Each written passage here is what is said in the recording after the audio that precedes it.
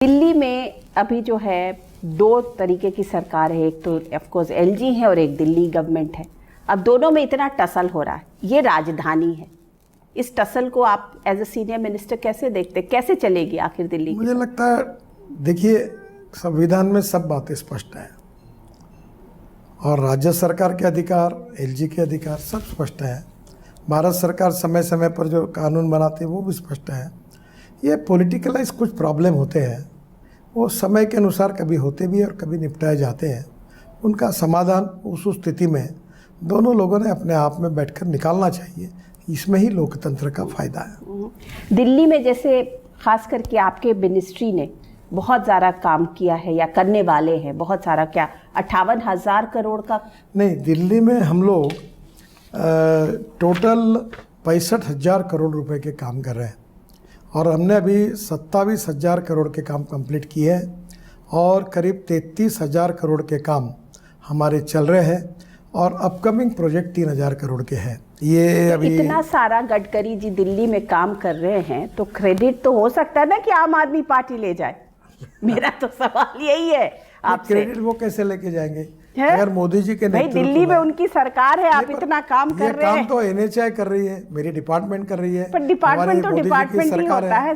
जो political person होते हैं वो तो कहेंगे ना कि हम तो इतना सारा हमने काम कर दिया। दिल्ली के लोग आपको इस बात का डर नहीं है कि आप जो काम कर रहे हो उसका क्रेडिट आम आदमी पार्टी ले जाएगी? बिल्कुल नहीं है।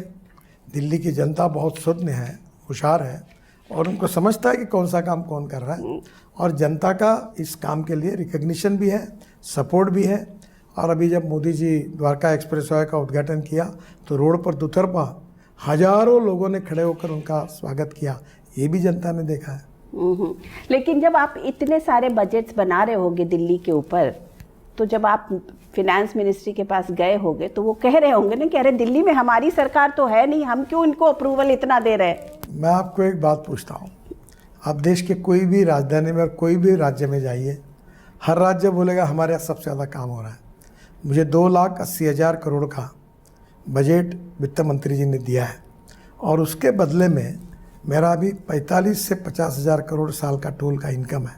मैं प्रोजेक्ट को मोनेटाइज करता हूँ और इसके कारण मैं 5 लाख करोड़ के काम हर साल कर सकता हूँ। मुझे, हमारे पास पैसे की कोई कमी नहीं है। आप ठोक के बोल रहे हैं? हाँ बिल्कुल। और मैं आपको ये भी खुलकर बता रहा हूँ नम्रतापूर्वक कि मैंने बोली हुई 10 साल में कोई बात नहीं होगी तो आप ब्रेकिंग न्यूज़ लगा दो।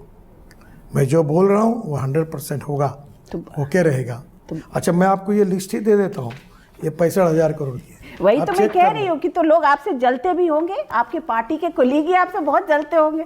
ये देखिए, ये ठोक के बोल रहे हैं कि हमने इतना इस सरकार में दे दिया, इस गवर्नमेंट को दे दिया जो हमारी अपनी भी नहीं है। ये सबका साथ, सबका विकास, सबका प्रयास, ये प्रधानमंत्री जी ने दिया हुआ स्लोगन है। हम चाहे अपोजिशन पार्टी की सरकार हो चाहे हमारी सरकार हो, हम सबको मदद, जहाँ जहाँ उचित काम है, न्यायोचित है, लीगल है, हम सबका काम करते हैं। गलत काम किसी का नहीं करते।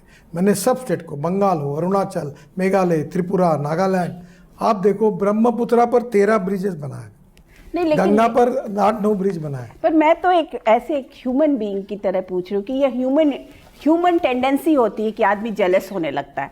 तो अब गडकरी जी का काम दिख भी रहा है, गडकरी जी ठोक के कर भी रहे हैं, तो आपके कैबिनेट कोलीग्स आपसे जेलस होते होंगे ना? देखिए, अच्छा काम करने से कोई जेलस नहीं होता और जो अच्छा काम करना है, जैसे मैं कोई अच्छी बात देखता हूँ, आपका कोई अच्छा इंटरव्यू आपने लिया तो मैं रिकग्नाइज करता हूँ कि आपने अच्छा किया है।